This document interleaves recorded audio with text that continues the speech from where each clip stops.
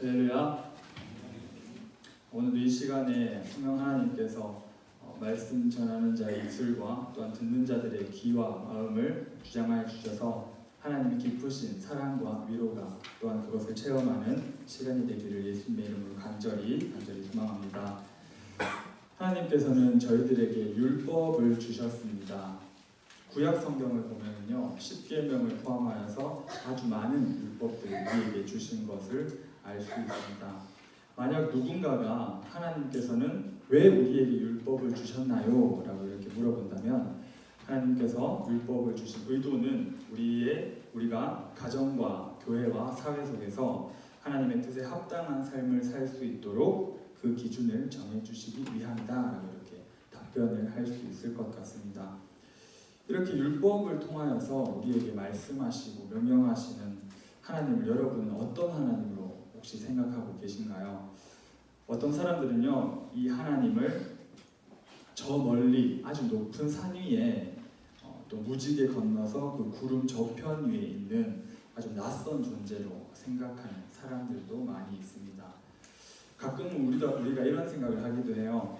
하나님이 참 좋으신 분이고 전지전능하시고 나를 창조해 주시고 구원해 주시고 모든 것을 섭리하시는 것을 다 알겠는데 그런데 그게 어쨌다는 거예요? 라고 이렇게 이야기를 하면서 현재의 내 개인적인 삶과는 뭔가 아주 동떨어져 있는 존재로 하나님을 우리가 생각하기도 합니다.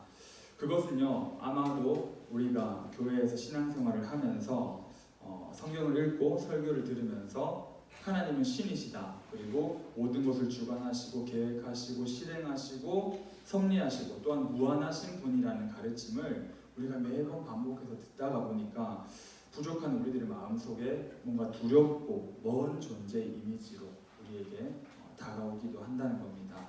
그러나 이런 이미지는요, 하나님이 우리와 멀다는 이미지는 분명한 우리의 오해입니다. 하나님께서 우리의 유일한 신이시고 또한 모든 것을 주관하시고 우리를 창조하시고 계획하셨고 실행하신다는 것은 맞지만 우리가 생각하는 그런 이미지처럼, 어떤 사람들이 생각하는 그 이미지처럼 멀거나 낯선 존재가 아니십니다. 오히려 우리들에게 다가오셔서 속삭이시고 말씀하시는 분이 바로 우리 하나님이십니다. 성경의 많은 이야기를 통하여 우리가 알 수 있습니다. 아브라함에게 다가오신 하나님, 야곱에게, 요셉에게, 다니엘에게, 다윗에게 오신 하나님, 그리고 말씀이신 하나님이 이 땅에 오셔서 인간의 모습으로 우리와 함께 하시기까지 하셨던 그런 분이 바로 하나님이시기 때문에 그렇게 우리와 가까이 하고 싶어하는 하나님을 우리가 먼 존재로 또한 그냥 막상 두렵기만 한 존재로 생각하는 것은 오히려 하나님에 대해서 우리가 너무 모르고 있기 때문에 그런 느껴지는 그리고 또 생각되는 오해들이 아닐까 생각을 해봅니다. 하나님께서는요, 그렇게 다가오셔서 우리에게 말씀하시고 또한 우리 그 말씀을 통하여서 우리에게 순종을 요구하고 계십니다. 우리를 창조하셨기 때문에 사실 하나님께서 창조하신 그 피조물인 우리에게 순종을 요구하시지만 그 요구하시는 방법에서조차 우리에게 사랑이 느껴집니다. 우리를요, 창조를 하셨는데 뭔가 로봇이 자동 프로그래밍 되어서 우리에게 그냥 아무런 그런 의지도 없이 순종하게끔 만드신 게 아니라 우리가 인격적으로 하나님의 말씀에 순종할 수 있도록 우리에게 율법이라는 것을 주셨다는 거죠. 우리를 오히려 이 대등한 존재로 여겨주셔서 인격적으로 순종할 수 있는 율법을 주셨습니다. 사실 우리는 하나님께서 창조하셨기 때문에 우리에게 뭐 이렇게 선택권 없이 그냥 로봇처럼 무조건 순종해라라고 이렇게 창조를 하셨을 수도 있어요. 하실 수도 있습니다. 하지만 그렇게 하지 않으시고 우리에게 자유의지라는 그런 선물을 주시고 또한 선택하고 또한 그것을 통해 순종할 수 있는 기회를 주셨다는 것은 우리를 아주 인격적인 존재로 대하고 계시고 또한 그 자체로 우리는 감사할 수밖에 없다는 것입니다. 감사함으로 자발적으로 또한 기쁨으로 하나님을 또한 섬기는 영광 돌리는 우리 모든부가 되기를 간절히 바랍니다. 자, 그렇다면 우리가 하나님께서 주신 이 율법의 역할이 뭔지 우리가 알아야 될 것 같은데요. 성경에서는 특히 로마서 7장에서는요, 하나님께서 율법을 주신 이유를 두 가지로 설명을 하고 있습니다. 첫 번째는요, 율법을 통하여서 우리가 죄를 깨닫기를 원하십니다. 율법이 있기 때문에 사실은 우리가 죄가 죄라는 것을 알 수가 있습니다. 우리는 원래 무지한 존재이기 때문에 우리가 원하는 대로, 욕심대로밖에 살 수 없는 그런 존재입니다.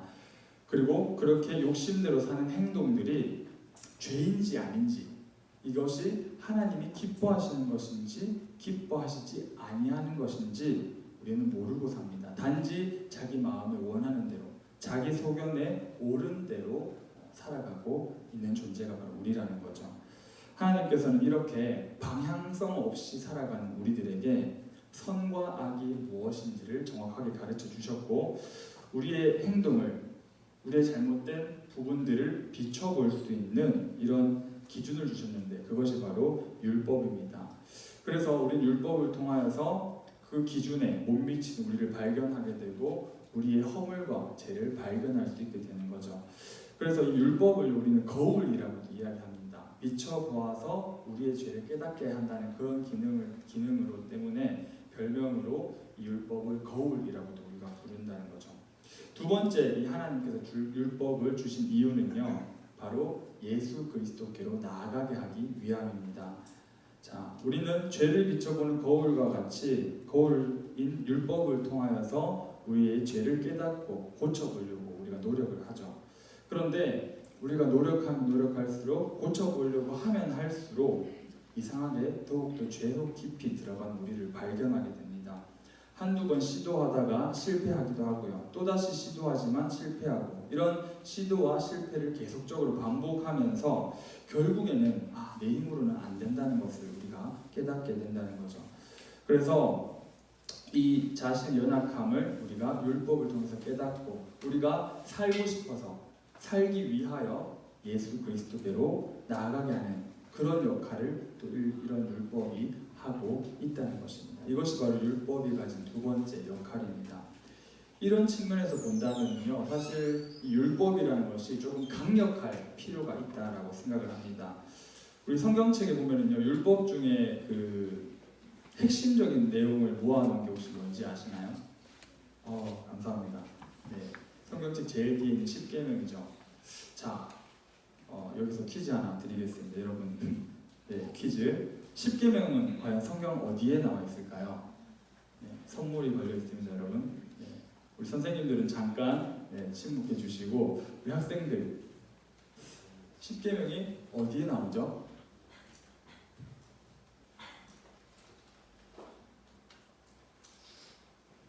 역시 제가 좀 잘 가르친 것 같습니다. 네. 자, 출애굽기 20장 그리고 신명기 5장에 이렇게 나옵니다. 여러분 꼭 기억하시고요.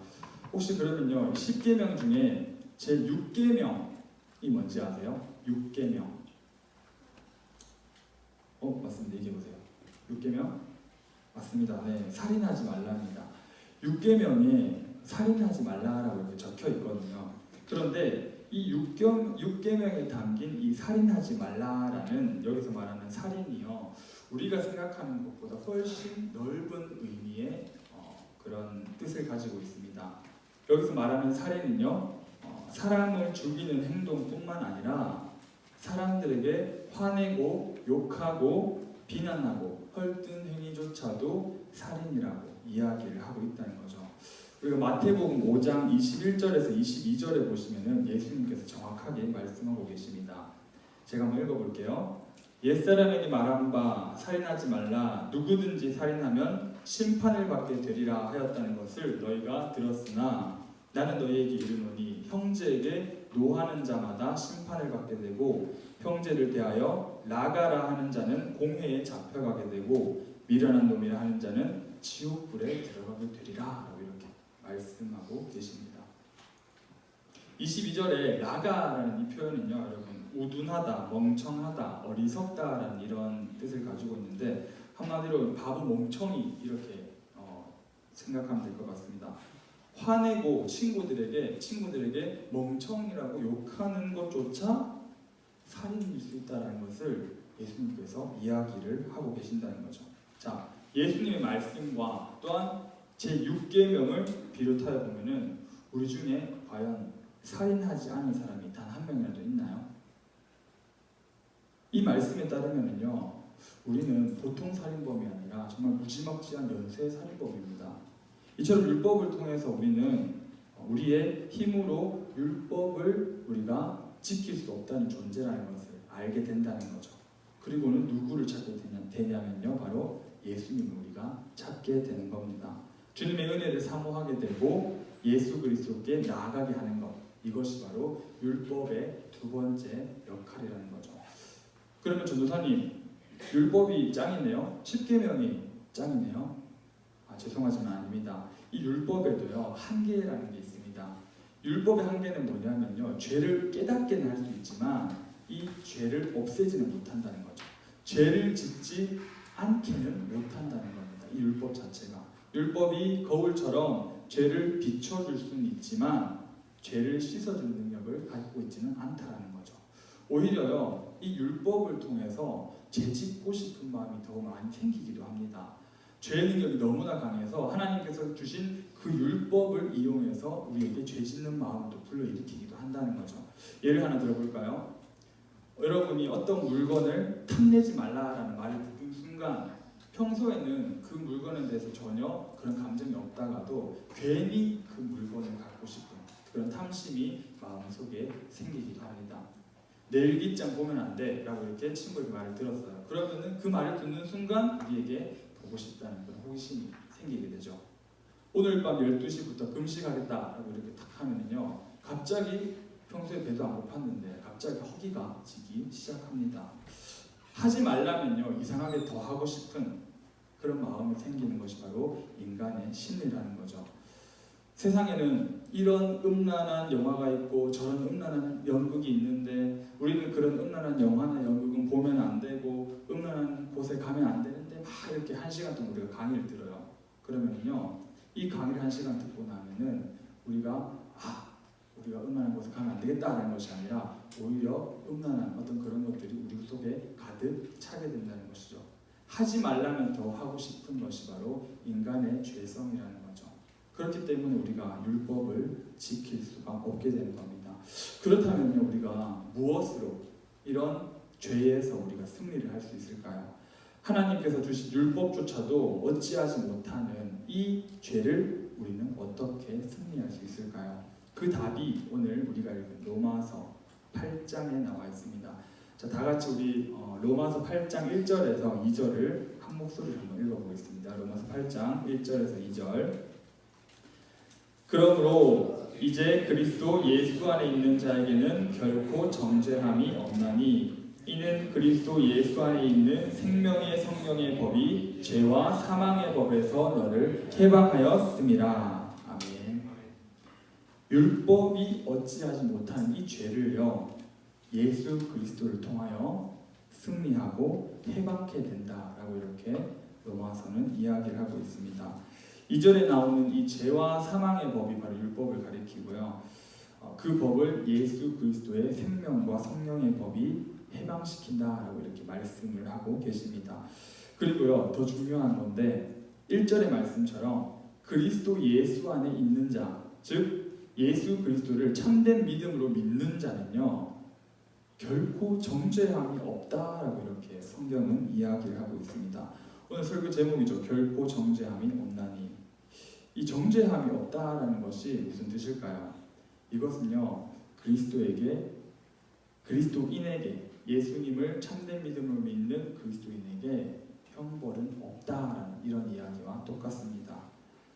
만약 그리스도인에게 벌이 있다면 우리에게 죄를 통한 죄 때문에 우리가 받는 형벌이 있다라고 이야기를 하면은 우리가 어떻게 될까요? 하루가 멀다 하고 우리는 벌을 받을 수밖에 없습니다.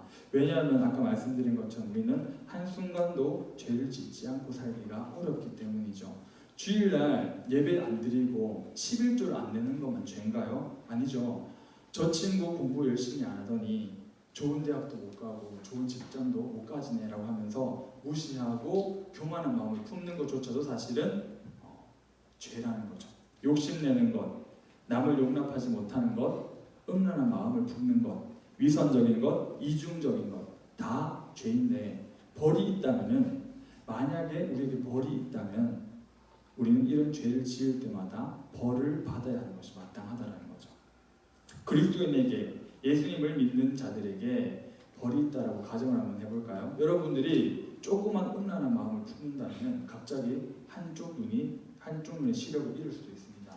아니면요, 옆에 친구를 조금이라도 미워한다면 갑자기 안진뱅이가 될 수도 있다는 거죠. 누군가를 시기 질투하면은 몸에 막 두드러기가 날 수도 있고, 잘난 척하면은 코가 깨어질 수도 있습니다.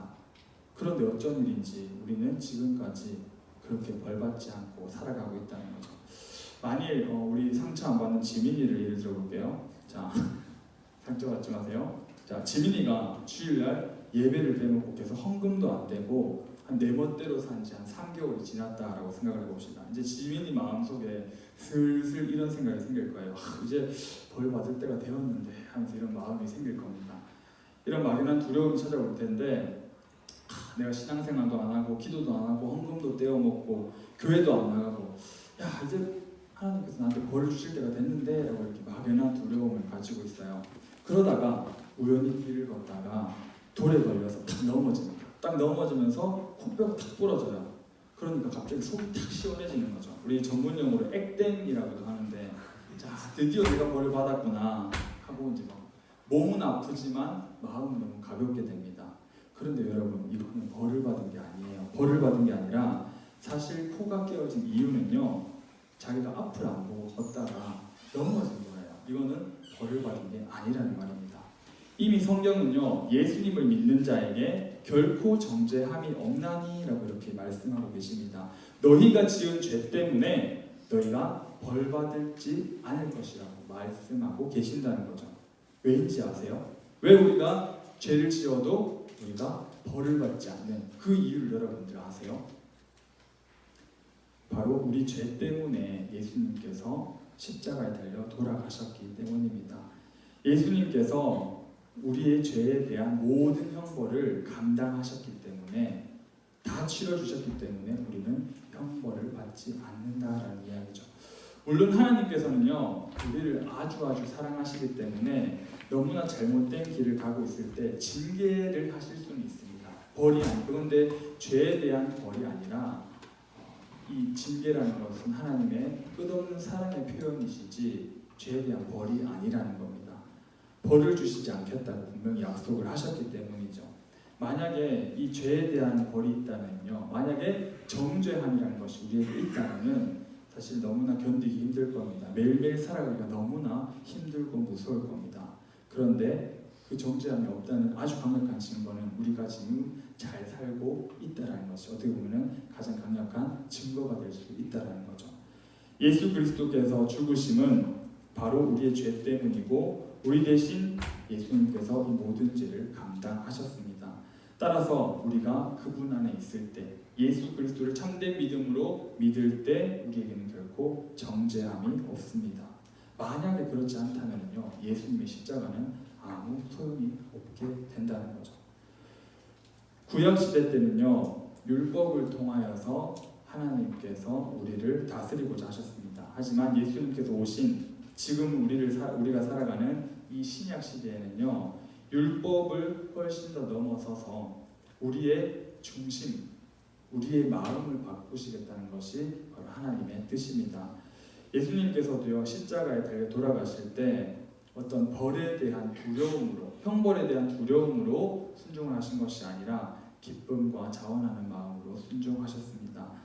하나님께서는요, 우리도 예수님처럼 기쁨과 자원하는 마음으로 신앙생활을 하도록 바꿔주시겠다고 그렇게 말씀하고 계십니다. 우리가 전에는 벌 받을 것이 무서워서 죄를 짓지 않았다라고 이야기를 한다면요, 우리가 그리스도인이 되었고 예수님을 참된 믿음으로 믿는 자들은 우리의 마음과 중심이 변화되었기 때문에 자원하는 마음으로, 기쁜 마음으로 죄를 짓지 않아야 된다는 거죠. 하나님께서는 벌을 다 치워버리시고 오히려 성령 하나님을 우리 마음속에 두셔서 예수님을 닮도록 하시고, 또한 죄를 짓지 않게 하십니다. 혹시 여러분, 그 어버이날 선물을 안 드려서, 어버이날 아버지, 어머니께 선물을 안 드려서 혹시 야구방망이로 맞아본 친구 계신가요? 네. 일단 손을 들어서 표해 주시기 바랍니다. 네. 손을 들면 큰일 납니다, 여러분. 네. 만약 부모님께 우리가 야구방망이로 맞을까봐 우리가 이 선물을 드린다면은 그것을 과연 우리가 효도라고 부를 수 있을까요? 부모님의 사랑을 깨닫고 마음에서 우러나오는 그런 감사의 표현으로 선물을 드릴 때 부모님께서는 우리 강아지 다 컸네 이러면서 진짜 기뻐하시는 거죠. 사랑하는 고등부 여러분, 우리 하나님도 마찬가지십니다. 우리가 하나님을 너무 쉽게 생각해서는 안 되지만 또한 너무 어렵게 생각하실 필요도 없습니다. 하나님께서는요, 율법이 아닌 은혜의 자리에서 우리가 자발적으로 자원하는 마음으로 기쁨으로 하나님을 섬길 수 있게 허락하셨고, 또한 우리 안에 계신 성령 하나님의 능력으로 섬길 수 있게 하십니다. 성령님을 따르는 사람은 어떻게 어떤 능력으로 따르는지, 또한 그렇지 않은 사람은 어떠한지를 우리 오늘 공과 공부 시간에 선생님들과 함께 로마서 8장을 살펴보시면서 꼭 나눠보시길 바라고요. 하나님께서는 우리가 꼭 자발적으로 순종하는 그런 사람들이 되기를 간절히 바라십니다. 하나님은요, 벌 대신에 벌을 줌으로써 우리를 변화시키는 것 대신에 우리의 마음을 감동시켜서 우리에게 순종하게 하십니다. 아예 우리 마음속에 성령 하나님을 주셔서 우리의 마음을 바꾸시고 순종하게 하신다는 거죠. 우리에게 그렇기 때문에 진심으로 정말 하나님 위해 살겠다라는 그런 강력한 결단이 있어야 될 줄 믿습니다. 그런 고백이 우리 고등부 친구들에게 있기를 간절히 바랍니다. 또한 그렇게 바꾸실 성령 하나님을 온전히 기대하면서 우리가 매일 말씀과 기도로 살아가는 우리 고등부가 되기를 예수님의 이름으로 간절히 소망합니다.